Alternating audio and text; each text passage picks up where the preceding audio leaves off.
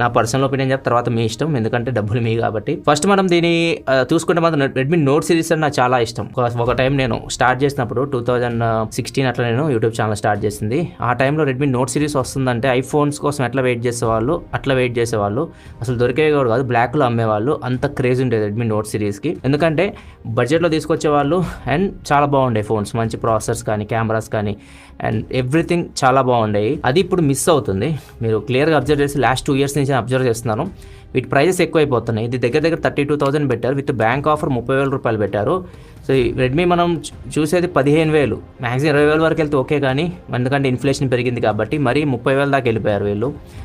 ఏమైనా base model అయినా చాలా బాగా తీసుకొని వస్తున్నారంటే అది కూడా ఏమీ లేదు. ఇది మాత్రం మిస్ అయిపోతుంది. వీళ్ళు టార్గెట్ వచ్చేసరికి ఆఫ్లైన్ టార్గెట్ చేస్తున్నట్టు నాకు క్లియర్గా అర్థమైపోతుంది.